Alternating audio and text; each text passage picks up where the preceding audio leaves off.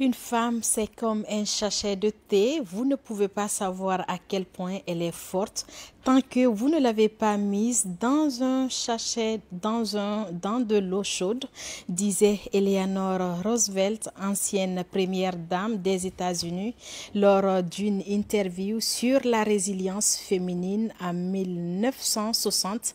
C'est par cette citation que je vous souhaite la bienvenue dans ce nouveau numéro de Femmes à l'honneur, où nous mettons en lumière les femmes qui osent, qui s'imposent et qui transforment la société. Aujourd'hui, nous avons l'honneur d'accueillir Madame Ouraïba, entrepreneure sociale, activiste pour les droits des femmes, ancienne directrice du stade de Petit Sori de Nongo. Elle incarne la résilience et l'audace d'une brillante carrière dans les télécoms à son engagement pour les survivantes des violences basées sur le genre, en passant par l'entrepreneuriat et le football. Son parcours est une véritable source d'inspiration. Comment a-t-elle réussi à se relever après des épreuves difficiles? Comment concilie-t-elle passion, engagement et leadership? Ce sont entre autres les questions qu'elle va répondre avec nous ici. Bonjour Madame Ouraïba. Bonjour Sarah Traoré. J'espère que ça va. Ça va très bien, merci. Merci pour le déplacement. C'est moi qui te remercie. C'est un nouveau plateau, comment tu trouves? Magnifique, franchement. Merci beaucoup. Alors, j'ai commencé par cette citation de Eleanor, première dame des États-Unis. Je cite, « Une femme est comme un sachet de thé. On ne peut pas savoir si elle est forte tant qu'on ne la met pas dans de l'eau chaude. » Qu'est-ce que cette citation vous inspire? Ben, je l'apprends aujourd'hui, mais je la trouve tellement vraie. Et cette citation me colle parfaitement. Je pense que c'est fait exprès. On a fait exprès, donc nous allons suivre un petit portrait de vous et on revient juste après la vidéo. J'étais dans un foyer très violent qui a commencé presque tout de suite, je dirais même le jour du mariage, par des violences verbales d'abord, et au bout d'une année, par des violences physiques. Et ainsi de suite, ainsi de suite. Je suis restée dedans presque 8 ans. Il a fallu qu'on me ramasse un jour, que je sois violentée à un niveau où il faut m'amener à l'hôpital pour que ce mariage s'arrête. Entrepreneur, activiste pour la défense des droits de la femme, première directrice d'un stade de football en Afrique de l'Ouest et j'en passe, Ouraïba est un produit de l'école guinéenne. Née et grandie dans la préfecture de Fria où elle a fait son cycle primaire et secondaire. Après l'obtention de son bac 2 en 2001 en sciences mathématiques, elle obtient un DUG en physique-chimie en 2004, parallèlement un DUG en 2005 en économie à Kofi Annan. Bien que mariée entre-temps et mère de 2 enfants, la jeune dame en quête de savoir a aussi obtenu une double licence en administration commerciale et bancaire et en marketing à Unique. En 2006, elle décroche son premier emploi dans une grande entreprise de téléphonie de la place. Mais depuis son jeune âge, Ouraïba était passionnée par l'entrepreneuriat, sans doute la meilleure alternative pour elle qui était en quête de liberté financière. Ainsi, en 2012, après un divorce difficile, elle décide de créer Guinée Hygiène Multiservice, devenue plus tard Bellion Solutions, une PME qui évolue dans l'hygiène, le marketing et la communication, mais aussi l'événementiel corporate. Malgré des débuts difficiles, Ouraïba a su tenir et aller de l'avant.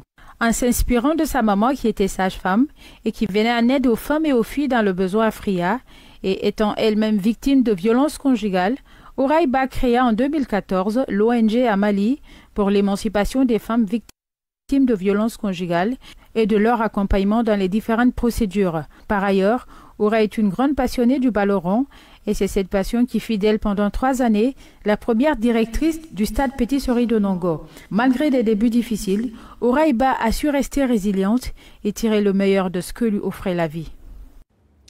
Pour ce qui vient de nous prendre en marche, c'était un portrait de notre invitée. Elle s'appelle Ouraïba et c'est dans votre émission Femmes à l'honneur. Nous avons regardé ensemble ce petit portrait et avec un témoignage accrochant de votre part, un petit commentaire. Par rapport à ce qu'on vient de voir, Ouais. c'est ça? Écoute, j'adore. Je vais pas arrêter d'utiliser ça parce que c'est vraiment bien condensé et c'est des activités que nous menons souvent, que nous ne mettons pas forcément ni sur les réseaux ni sur les médias, mais que nous essayons de faire le plus souvent que possible, parce que la sensibilisation, enfin là, on parle d'Amali, ce sont les activités d'Amali qu'on vient de regarder ensemble. Donc la sensibilisation pour nous sera l'une des armes qui va aider à réduire, parce qu'on sait qu'on va jamais éliminer totalement ces violences, mais qui va aider à réduire considérablement ces pratiques malsaines. En regardant ce portrait, nous avons vu dès le début un témoignage de votre part. C'est votre histoire, c'est vrai que c'est du passé, mais c'est votre vécu quand même. Tout à fait, tout à fait. Amali est née... Je dirais heureusement aujourd'hui, parce que quand je vois ce que nous sommes en train d'accomplir, je parle de moi en tant que présidente d'Amali et des membres de l'association et même des partenaires que nous côtoyons durant nos différentes interventions. Je dirais que finalement, c'était pas plus malheureux que ça, que de passer par là si aujourd'hui ça devait me permettre d'apporter mon grain de sel ou d'aider en tout cas d'autres femmes et filles qui sont victimes de violences. On aura l'occasion de parler de Amali, mais vous avez un parcours exceptionnel qui mêle la science, économie, entrepreneuriat et activisme. Quel est le moteur principal de cette grande ambition? Ambition, je ne sais pas si je vais appeler ça comme ça. De toute façon, moi j'ai grandi, j'ai vu mes parents travailler, particulièrement ma maman.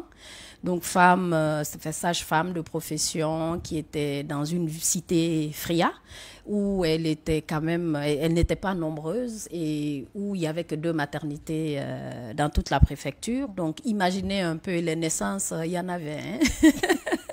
Donc, ma maman était très, très, très prise par son travail, mais je l'ai vue impliquée à un niveau que je ne peux décrire, que je pense que moi, je n'ai pas fait, malgré toutes les aides que nous avons autour de nous. Je parle des domestiques, des nounous, des chauffeurs, des ci, des ça, parce qu'on peut se le permettre quand on a un minimum de moyens en Guinée.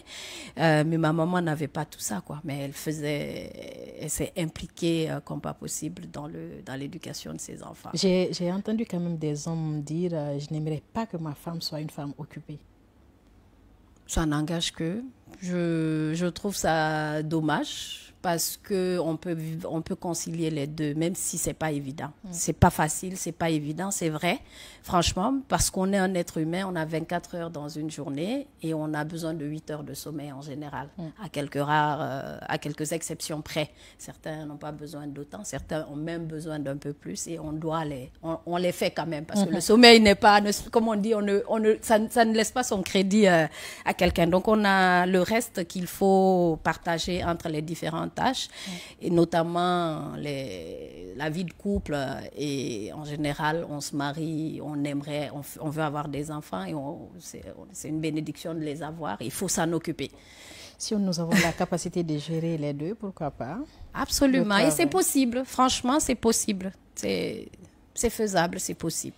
Alors, dans votre entrée dans l'entrepreneuriat en 2021, si je ne me trompe pas, a été marquée par un tournant personnel difficile. Comment vous avez réussi à transformer cette épreuve aujourd'hui pour que ce soit une réussite? En 2012. 2012. Tout à fait, c'était en 2012. Alors, l'incident qui a fait que j'ai divorcé, j'ai quitté en tout cas mon ménage en 2010. Qui s'est achevé par un divorce prononcé en janvier 2012, donc quand ça a été prononcé que j'étais plus dans mon foyer, que désormais j'étais une mère seule, j'ai dû tout de suite, alors que j'étais pas encore prête ni financièrement, ni psychologiquement, ni sur aucun plan d'ailleurs à entreprendre, que je devais me lancer à l'eau. Ce qui fut fait. Alors, il y a eu tellement j'ai tellement trébuché, mais aujourd'hui, je suis très, très, très, très contente de de ce que ça donnait, même si je suis encore très loin des objectifs que je me suis fixés. Mais oui, c'était un parcours, ça a été très tumultueux, à Dancy, mais j'ai pas lâché. J'ai persévéré parce que de toute façon, je me suis dit que tu n'as pas le choix, Ouraï, que de persévérer et d'aller jusqu'au bout. Parce que tu as le choix de retourner en entreprise, parce que voilà, je pense que la petite expérience que j'ai, la petite formation que j'ai me permettent quand même de trouver un emploi facilement. Je ne sais pas si c'est le cas de tout le monde, mais moi j'ai cette chance parce que j'ai souvent des propositions lors de mes rencontres ou même assises comme ça, il y a des propositions qui me tombent dessus. Ou continuer ce chemin qui n'est pas très lisse, mais aboutir quand même à quelque chose de plus constant, de meilleur et surtout qui me donne plus de liberté à m'occuper de moi et de mes enfants. Alors, en 2012, je dirais que je n'étais pas aussi consciente pour pouvoir comprendre les enjeux, en tout cas liés à l'entrepreneuriat. Mais de nos jours, j'ai un peu d'expérience. Et vous, en tant que femme, en 2012, quelles ont été les difficultés que vous avez rencontrées au début pour vous lancer dans cette activité entrepreneuriale? D'abord, la méconnaissance totale de ce que c'était que l'entrepreneuriat, parce que je voyais autour de moi, oui, des gens faire telle ou telle chose, et je me disais, ah, ça a l'air intéressant, je pense que ça va être simple, parce que, encore une fois, j'ai eu quand même quelques facilités dans mon parcours, notamment dans les études, j'ai jamais eu de difficultés. Ensuite, j'ai pas eu de difficultés à trouver un emploi. Et sans prétention aucune, je peux dire quand même qu'au sein de l'entreprise où je travaillais dans les télécoms, ça a été facile pour moi, sincèrement. J'apprenais vite et je me donnais à fond, ce qui fait que j'étais toujours bien. En tout cas, je m'en sortais. Et avec l'environnement aussi, les amis, les collègues et tout ça. Maintenant, quand j'ai décidé quand j'ai pris la décision subite par rapport à ce qui se passait d'entreprendre, je ne connaissais rien de l'entrepreneuriat, né d'une famille d'intellectuels, où ma maman tenait quand même une petite boutique dans le quartier, où on passait un peu de temps, mais ça n'a rien à voir avec l'entrepreneuriat. Enfin, c'est pas que ça n'a rien à voir, mais en tout cas, c'est un peu différent. Donc, j'ai appris sur le tas. Et ça, c'était pas évident. Et après, il y a le volet où on dit que pour les femmes, c'est simple. J'avais tellement entendu ça, ce que j'ai trouvé totalement faux. J'ai utilisé cette expression-là, mais c'était faux. J'ai jamais regretté d'être une femme de ma vie, alors que j'adorais mon genre, le fait que je sois de sexe féminin et tout, que quand j'ai entrepris dans ce pays-là.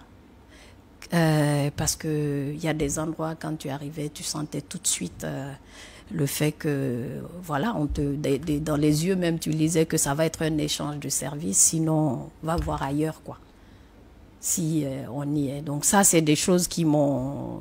Je ne serais pas traumatisée, parce que je ne suis pas facile à traumatiser, mais ce qui m'ont choquée.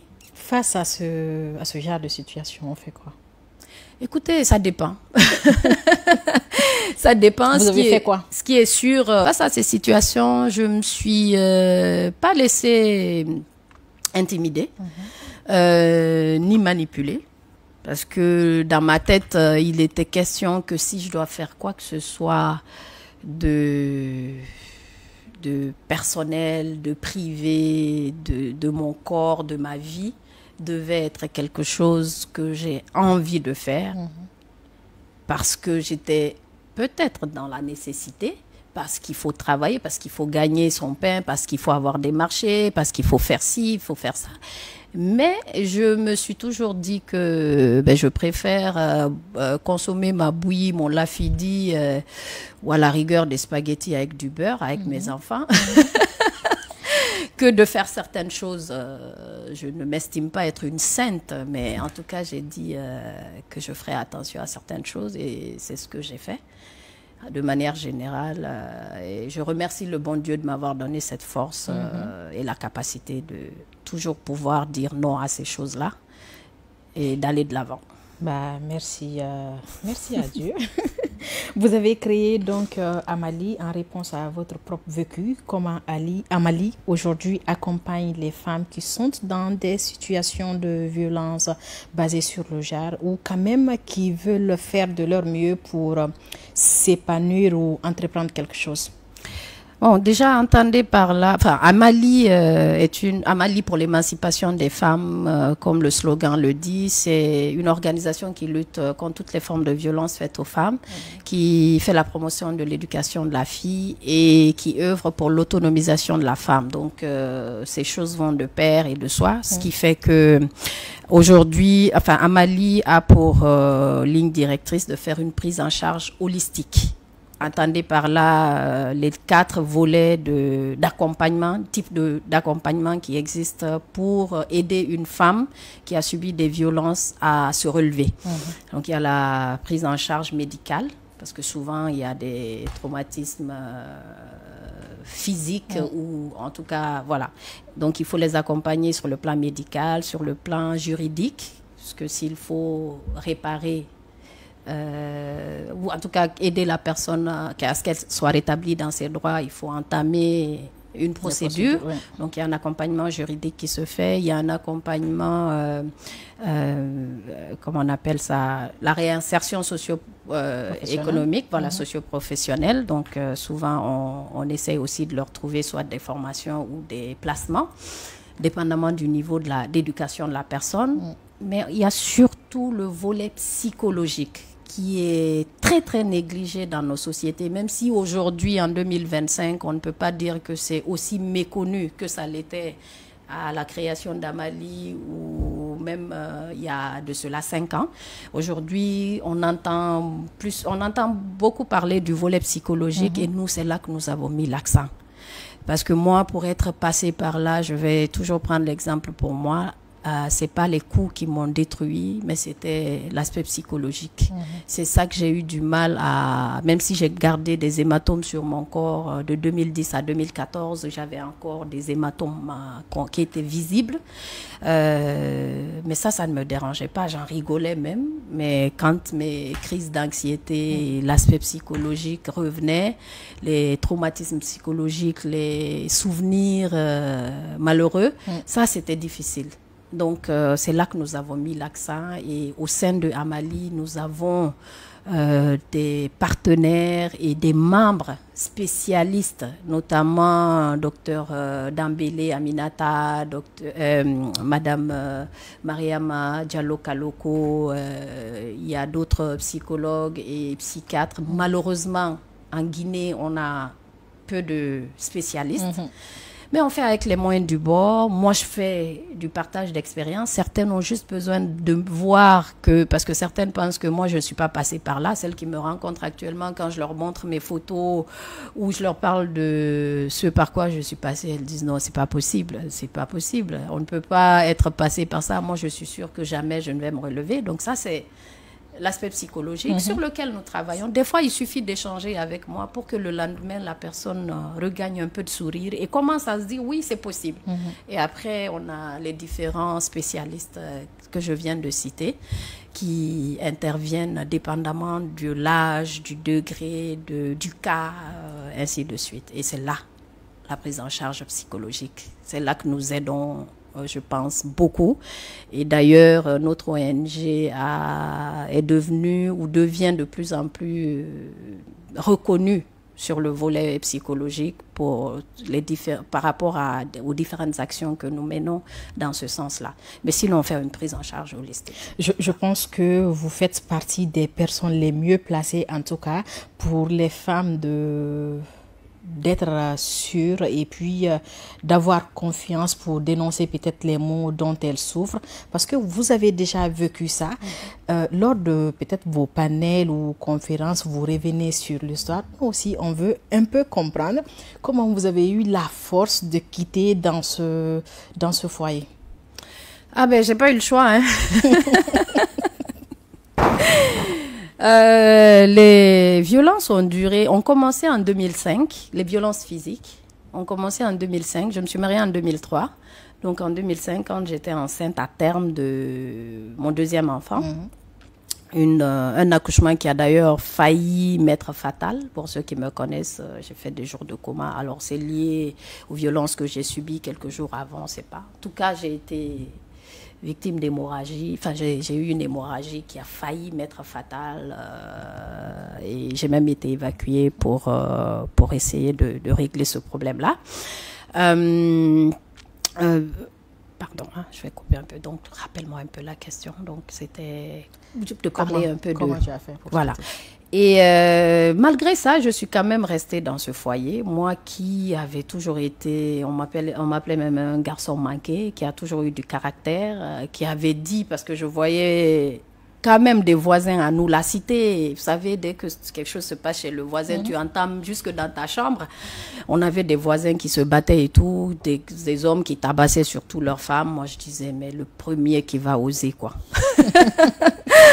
Et c'est pourquoi on dit de ne jamais dire jamais. Absolument. Bon, j'étais jeune, j'avais même pas... imaginez ça, je parle de entre mes 10 ans et mes 17 ans, entre le collège et le lycée. Donc, à l'époque, c'était le premier qui va oser. Il va me voir, il va me sentir. Ah, eh bien, ça, c'est faux, hein. Il l'a fait, il l'a refait encore. Mais qu'est-ce qu'il fait après que... il fait, tu ne dénonces pas ou tu fais rien? Écoute, moi j'ai tout de suite quand même, j'en ai parlé dans la famille, surtout à la famille de mon mari. J'avais une confidente dans la famille et son frère, chez lesquels je partais systématiquement me plaindre, qui ont fait de leur mieux sincèrement pour que ça s'arrête. Ils l'ont sensibilisé. Un jour, son frère a même failli le taper. Il a fallu que sa belle-sœur se mette entre, mais apparemment, c'était pas assez suffisant. Sa maman était au courant. Elle a pleuré. J'estime qu'elle a fait de son mieux, ces larmes qu'elle avait pour pouvoir le dissuader d'agir ainsi. Mais malheureusement, ça a continué parce qu'il fallait l'aider certainement autrement. Ce qui n'a pas... Vous croyez qu'il avait un problème? Ben, écoutez, je ne sais pas s'il a un problème, s'il faut appeler ça un problème, mais je dirais que peut-être oui, hein, parce que je sais qu'il a refait sa vie et que ça a l'air de bien se passer. Je suis bien content pour lui. Je n'ai pas entendu en tout cas de cas de violence, contrairement à certains hommes qui sont à leur 3e, 4e femme qu'ils ont tabassé, machin. En tout cas, lui, j'ai pas entendu ça et je suis bien contente pour lui et sa femme. Voilà, je sais pas, sincèrement, j'ai jamais su situer, même si quand j'expliquais à un moment donné, quand ça a été vraiment sérieux et que j'ai commencé à en parler à des psys, parce que j'ai été vraiment détruite psychologiquement. Je ne le savais pas, je ne savais pas que c'était dû au stress, à l'anxiété, aux peurs que je vivais dans mon couple. Je n'ai pas dit que c'était 100% cela, hein, parce que j'avais aussi ma vie professionnelle, j'avais les enfants, j'avais ma vie de famille, je veux dire, ma famille à moi. Donc il y a toujours, on a plusieurs facteurs qui viennent se retrouver, se rejoindre dans notre âme, dans notre conscient, subconscient, qui font que, voilà, qui impactent notre vie d'une manière ou d'une autre. Mais en tout cas, c'était ça. Au départ, c'était sa famille.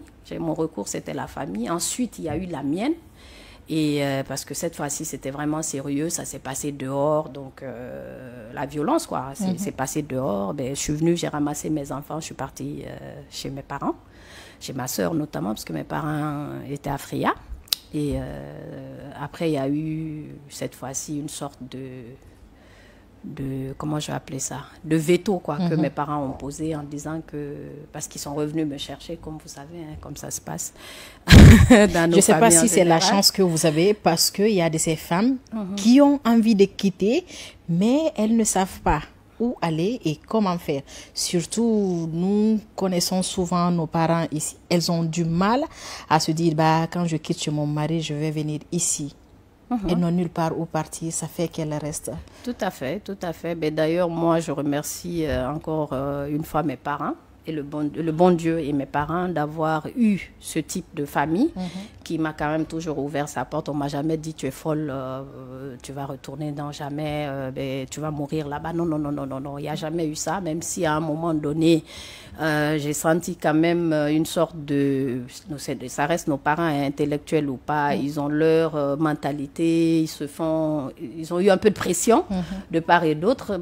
Donc ça fait qu'ils ont quand même, malgré l'ampleur de ce que j'avais subi en 2010, à un moment donné, mes parents m'ont dit, écoute, passe dessus, et on pense qu'il a compris, il a définitivement compris que ça va. J'ai dit, ouais, c'est ça. Ils se disent, la place de la femme, c'est chez son foyer. Et je ne sais même pas si c'est ce qu'ils se sont dit, parce que, encore une fois, moi, j'ai des parents très ouverts d'esprit, mais vu que tout le monde venait de part et d'autre, ne laissez pas ce foyer se briser, les parents du mari, les amis, les connaissances, ma famille, d'autres personnes, en tout cas, les et lui, il a regretté? C'est ce qu'il m'a dit, oui. En tout cas, il avait demandé à ce que je revienne et tout, mais c'était hors de question. C'était le coup de trop, quoi, en 2010, qui a fait que c'était clair pour moi que... Vous vous êtes dit, ça suffit. Oui. Ça, c'était hors de question désormais. Et donc, je suis partie, comme je dis, on m'a sorti de là. En 2010, c'est des violences, un matin extrême, où j'ai été admise aux urgences. Ensuite, partie en France pour approfondir les examens, parce que ma tête était touchée. D'ailleurs, c'est maintenant que j'en parle, en 2023, là, j'ai été encore opérée en France pour une déviation nasale, une malformation que j'ai eue suite au coup que j'avais reçu sur mon nez, qui m'empêchait de respirer convenablement, qui m'amenait vers une complication respiratoire, qui a été opérée en France, Dieu merci. Ça va mieux. Il ne s'est pas amusé, hein? Non. Ah non, c'est clair. Ouais, c'est clair. Donc voilà, il faut partir. C'est vrai que ce n'est pas évident. Les parents, comment on appelle ça? Les parents, les proches, la communauté, tout est là pour que on ne puisse pas sortir de là. Et nous-mêmes, c'est d'ailleurs c'est toi qui es... Moi, je suis restée, comme moi je dis à mon enfance. Pendant mon enfance, je ne disais jamais que cela ne va m'arriver, même une fois. Que le premier coup qu'on va vouloir me donner, que la personne va sentir ça et que jamais on ne vivra ensemble. Mais je suis restée dans ça presque 8 ans quand même. Hein. Il a été votre choix ou c'est... Oui, quand même. Ouais. Bon, vous avez dirigé également le stade Petit Sori de Nongo, une première dans l'histoire d'une femme, en tout cas africaine, ouest-africaine. Il paraît, oui. Alors, comment vous avez fait pour vraiment vous faire remarquer dans ce domaine normalement dédié aux hommes? J'ai rien fait pour me faire remarquer. Je me suis juste dit que c'était une entreprise comme une autre. Et comme j'avais eu quand même un petit parcours et que j'étais entrepreneur à ce moment-là, je me suis dit, il faut juste que je me forme un peu sur c'est quoi la gestion de ce type d'entreprise, parce que, encore une fois, pour moi, j'ai pris ça comme une entreprise, pas comme un terrain simple ou quoi que ce soit. D'ailleurs, c'est une entreprise, je ne l'ai pas pris comme ça, c'était le cas, parce qu'il y avait une administration que je dirigeais. Donc voilà, il y avait un expert que le patron du stade, qui était le conseiller dans ce sens, qui m'a épaulé, qui me donnait des astuces et tout. Il y avait mon équipe. Il y a eu des moments très, très, très difficiles, très tendus, parce qu'effectivement, ici, en Guinée, où je ne sais pas si ça se passe comme ça ailleurs, souvent c'est difficile pour les hommes de se faire diriger par une femme. J'ai l'impression, des fois même certaines femmes ont du mal à accepter cela. Donc j'ai été confrontée à des difficultés dans ce sens, parce que 99% quand même des gens avec lesquels j'interagissais, aussi bien sur le plan sportif que sur le plan culturel, parce que comme vous savez, on organisait quand même des concerts aussi, des galas, des ci, des ça, donc j'interagissais plus avec les hommes et j'avais toutes sortes de surnoms. J'espère qu'ils ne vous ont pas appelé Ronaldo. Non, non, pas du tout. Bon, moi, je suis Messi-fille, hein, parce que... Mais non. C'était commandant, colonel, que genre, je suis comme un militaire, trop carré, ceci, cela. C'est un stade, il faut laisser les gens, il faut faire, il faut... bref. En tout cas... je pense que j'ai laissé ma petite marque là-bas. J'y suis retournée il y a environ 1 mois, suite au décès, à la perte d'un collègue proche qui était là-bas. Et les gens j'ai bien rigolé, quoi. C'était triste à la fois, mais quand je me suis retrouvée en aparté avec certains anciens collègues, c'était bien drôle. Ils ont dit, en tout cas maintenant, mais tu nous manques quand même, hein. Tu vois, c'était des histoires comme ça. On pensait que tu étais difficile, mais tu nous manques parce que on voit quand même des petites choses que tu faisais ici qui nous manquent. Ne serait-ce que le fait que tu sois une tête fêlée. Bref, donc c'était pas évident du tout. C'est vrai, ça a été très dur à un moment donné. C'était pas très long, heureusement, mais ça a été un peu difficile. Mais j'ai trouvé mon chemin et j'ai surtout réussi à me faire respecter. Après, il faut dire aussi que le patron, quand il a su ce qui se passait, a aussi demandé à ce que ces choses-là s'arrêtent. Mais j'avais déjà, moi, commencé à régler mes problèmes à l'interne sans aller le déranger. Comment vous avez fait pour vous faire remarquer? Déjà, on avait une organisation où il y avait des réunions. C'était presque mon adjoint, c'était l'administrateur du stade qui est devenu comme un fils aujourd'hui. Tawel, avec qui on sortait les décisions, qu'on validait toujours en amont, bien sûr, avec le grand patron, M. Kerfala, et qui m'a laissé main libre quand même pour la gestion de ce stade, parce que c'est ça qui n'était pas forcément donné. Je pense que s'il n'y avait pas eu ça, ça n'allait pas forcément à un moment donné se stabiliser.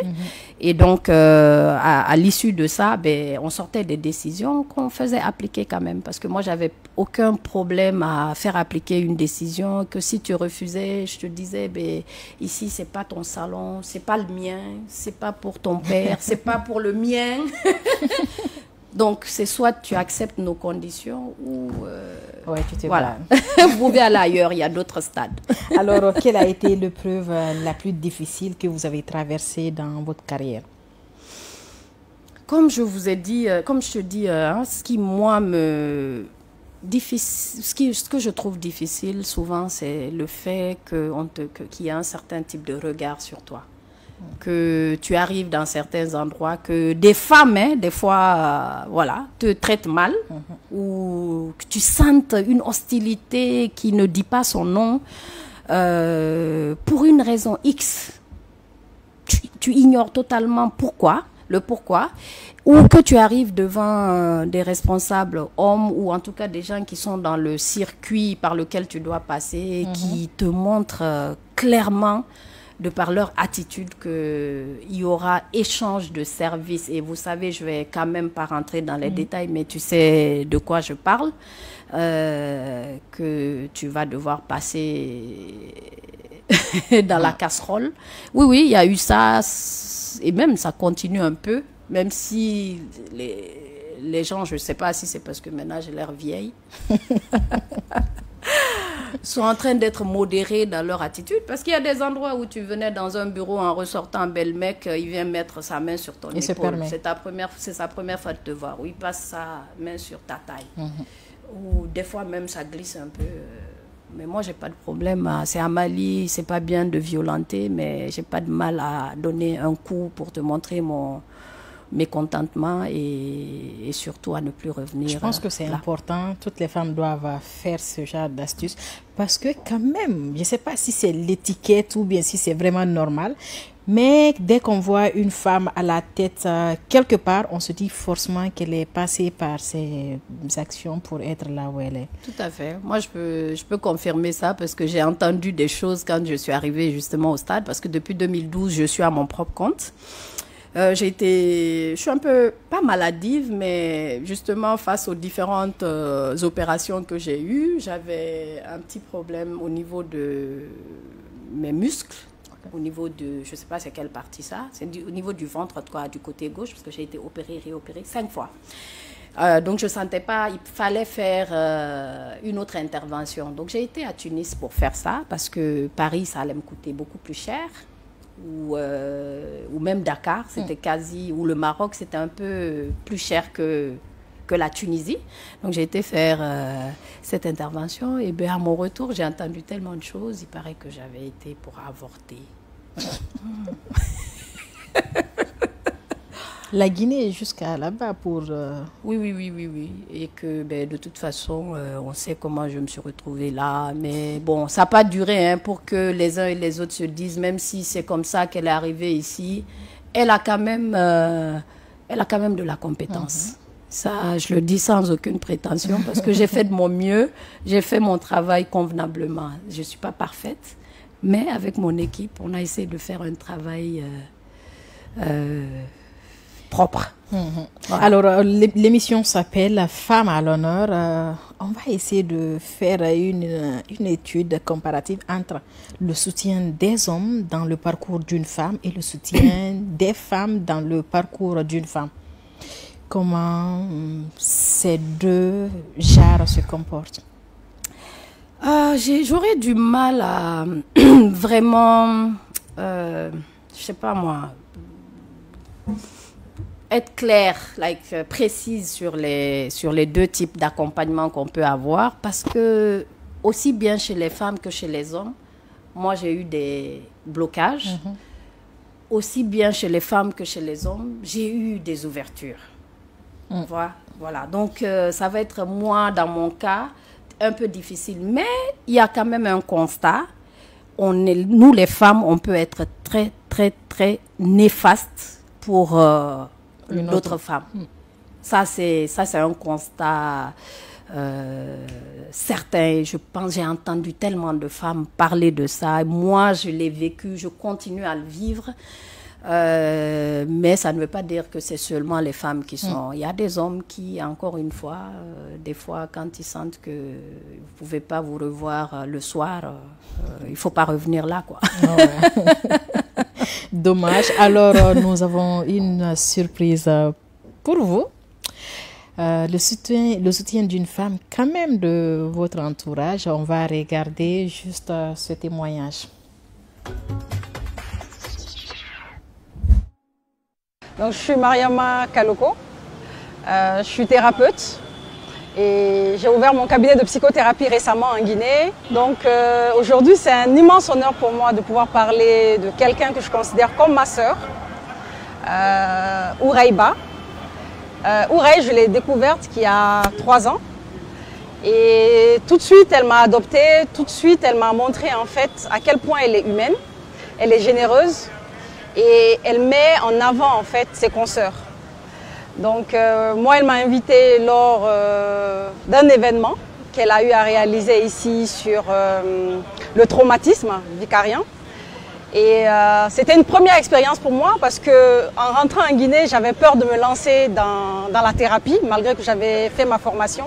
Et elle m'a permis de sortir de ma zone de confort, elle m'a mis à l'aise, elle m'a mis en avant des projecteurs tout de suite. Et pour ça, je ne pourrai jamais cesser de lui dire déjà merci pour cette opportunité qu'elle m'a donnée et ce soutien. Donc Ouraiba, c'est une maman qui aime énormément ses enfants, c'est une mère poule, c'est une fille adorable, un peu fofolle. Et voilà, ce que je lui suggère vraiment, c'est d'arrêter de se flageller, de se critiquer et de temps à autre, voilà, rester positive et croire en tout son potentiel. Et puis voilà, Ouraiba, à travers son ONG à Mali, a pu aider énormément de femmes.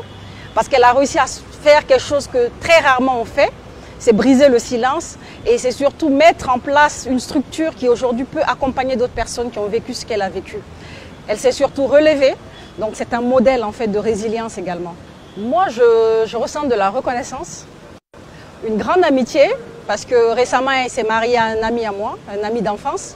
Donc pour moi aujourd'hui, ce n'est même plus seulement une sœur, c'est une belle sœur, c'est vraiment quelqu'un qui sait qu'elle peut compter sur moi à tout moment. Encore, et comme j'ai dit au départ, c'est vraiment un grand honneur pour moi de parler d'elle aujourd'hui, de donner ces quelques petits mots.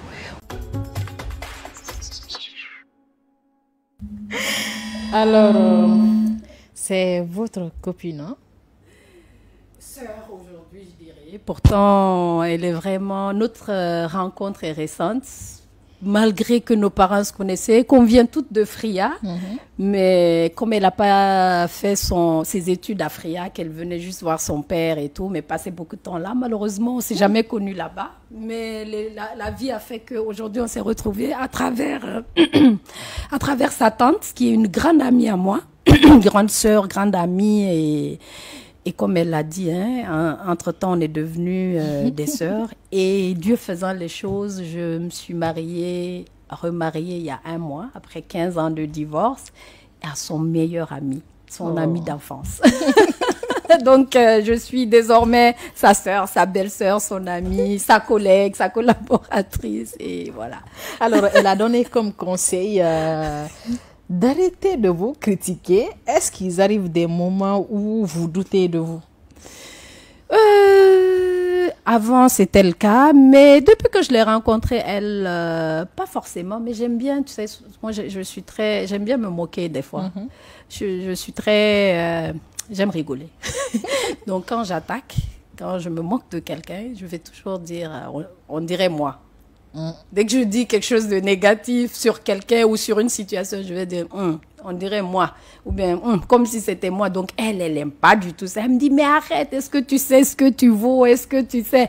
Mais je la comprends. Elle joue son rôle de thérapeute parce qu'elle dit aux gens qu'il ne faut jamais faire ça. Sauf que moi, j'ai du mal à me dissocier de ça, mais ce n'est pas parce que je le pense vraiment. Je pense que j'ai dépassé ça maintenant. Mais je n'arrive pas à arrêter de le faire. Et puis j'aime bien faire les choses. Il y a des moments quand même où je suis dure avec moi-même.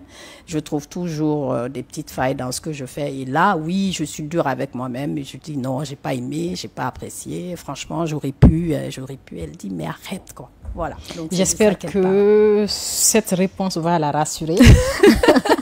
Je l'espère, Mary. Hein? À présent, le face à face.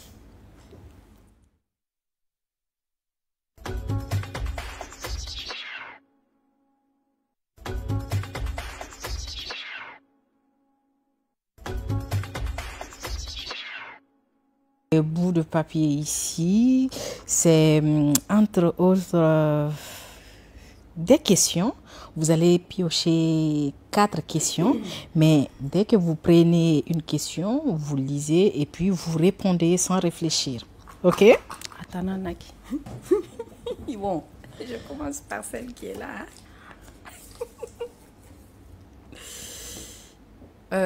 Un conseil que vous auriez aimé recevoir plus tôt.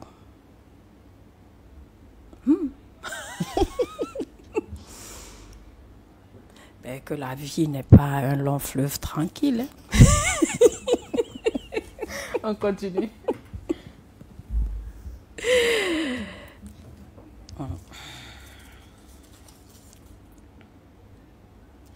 Votre plus grande source de motivation, ma maman. Et c'est vrai, c'est pas parce que c'est ma mère, mais franchement, je me suis inspirée d'elle et je continue à m'inspirer d'elle. On continue. Bon, je vais aller un peu...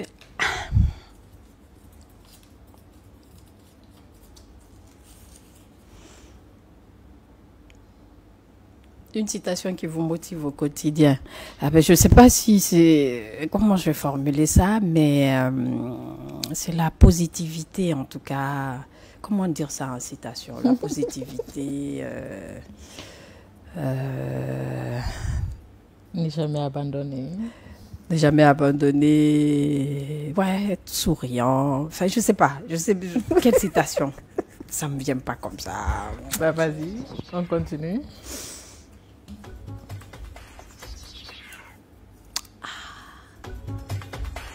La citation. Qui veut peu.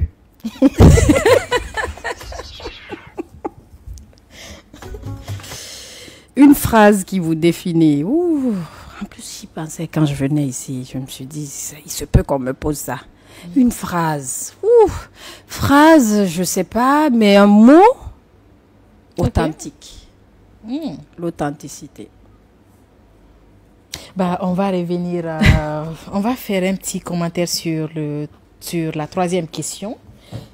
Qui veut peut, c'est ça? Alors, ça vous... Des explications? C'est...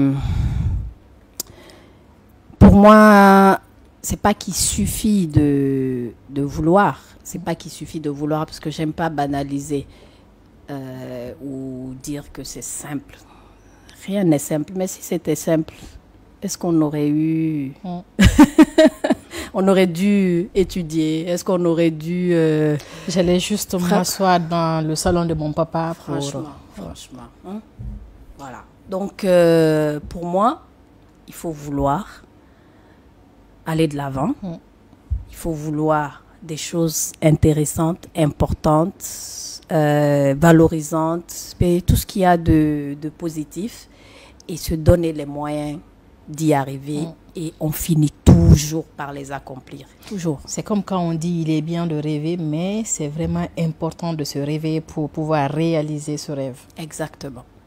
Voilà. Alors, à quel moment, Madame Houraïba, vous vous êtes dit je vais réussir malgré tout? Moi, je ne me suis jamais posé cette question. Comme je dis, si tu te rappelles la première question, je me suis dit que j'aurais bien aimé savoir que la vie n'est pas un long fleuve tranquille. Tellement que parce que j'ai eu une enfance plus ou moins tranquille, à part les bagarres dans la cité. Ce qui est derrière. Où je ne me laissais pas faire du tout. Mais franchement, tout a été presque facile pour moi à l'époque. Et imagine quand je suis arrivée à Conakry, que je me suis mariée à peine mes 20 ans et que tout de suite, le foyer, l'université, 2 universités, j'étais en fac des sciences à Gamal. Et parallèlement, je faisais économie à Kofi Annan. Je me suis mariée, tombée enceinte 2 mois, même pas, à peine 2 mois après le mariage, victime d'un accident de circulation pendant que j'étais enceinte. Alors imagine la combinaison de tout ça. Et le mariage a été de loin très, très, très, très tumultueux. Voilà, c'était vraiment pas facile. Mais je remercie le bon Dieu d'être passé par ces épreuves en fin de compte, franchement. Parce que je pense que si je suis là aujourd'hui et que j'accomplis ce que je suis en train d'accomplir et que je suis celle que je suis, c'est parce qu'il y a eu ces années tumultueuses. Là. Sinon, ça aurait été trop simple pour moi. Le parcours ne va pas se limiter là. Où vous vous voyez dans 5 ans? Mais dans 5 ans, j'aimerais avoir mon empire. Franchement, j'ai tellement... Quand je vois les gens... souffrir des fois pour l'emploi, pour certaines choses. J'ai envie d'avoir un endroit où je vais donner une opportunité à tout le monde. Donc j'aimerais bâtir un empire quand même dans ce sens. Au niveau de l'entrepreneuriat, au niveau des différentes entreprises que je mène, pour que je puisse aider toutes les personnes que je vais croiser sur mon chemin. Même si ça ne va pas être facile d'aider toutes ces personnes. C'est clair. En tout cas, le combat reste le même. Nous sommes à la fin de cette émission. Un dernier mot à toutes ces femmes, à toutes ces jeunes dames comme moi qui vous admirent quand même. Ah oui, tu m'admires, mais moi je t'admire aussi, et tu le sais d'ailleurs, hein, ma petite compagnonne de voyage de Paris. Bref, écoute, c'est de leur dire qu'il faut travailler. Travailler. On ne va pas parler de formation, d'études, parce que chacun son parcours. Avant que je ne rentre dans cette salle, j'étais avec la maquilleuse et j'ai adoré notre discussion. Elle m'a dit, je ne suis pas allée à l'école, ma sœur. Tu vois, c'est parti de là, on rigolait. Je dis, tu as réussi quand même à me maquiller. Hein. Tu sais que je n'aime pas ça. Depuis l'autre télé où tu travaillais, dont je vais taire le nom, je dis, tu as encore commencé. Donc on a rigolé. Je dis, alors comment ça s'est passé entre-temps? Elle m'a raconté le fait qu'elle ne soit pas instruite, mais le fait qu'elle ait eu... elle a appris un métier qu'elle a bien, qu'elle a très bien appris, très bien géré. Aujourd'hui, elle n'est pas au chômage. Elle a 4 gosses qu'elle gère parce que c'est un peu, enfin je veux dire en tout cas, tous les deux, le couple se débrouille tant bien que mal, mais qu'elle s'en sort parfaitement. Donc il faut travailler, il faut se fixer il faut suivre une voie. Choisissons quelque chose et faisons-le bien. Aussi bien dans l'apprentissage de métier, aussi bien dans un business quelconque. Un business, ça ne veut pas dire ouvrir une boutique forcément ou ouvrir une entreprise. Ou si on vend des oranges, qu'on se dise, moi, dans 10 ans, je vais être celle qui, ou dans 3 ans, je vais être celle qui fournira des oranges à d'autres revendeuses d'oranges, ainsi de suite. Se fixer une voie, la suivre, parce qu'il ne faut pas rester les bras croisés, quels que soient nos moyens, quelle que soit notre éducation, quel que soit l'environnement ou le milieu social dont on vient, de la plus petite échelle à la plus grande, parce que rien n'est jamais gagné, tout est possible dans la vie. Rien n'est jamais gagné, tout est possible dans la vie. Merci à vous, Madame Houraïba, pour cet échange puissant et inspirant. Vous incarnez la résilience, le leadership et l'innovation. Votre parcours est une véritable leçon de courage pour toutes ces femmes qui rêvent et se relèvent pour bâtir leur propre chemin. À vous, chers auditeurs et téléspectateurs, souvenez-vous, chaque épreuve, tout peut être transformé en force.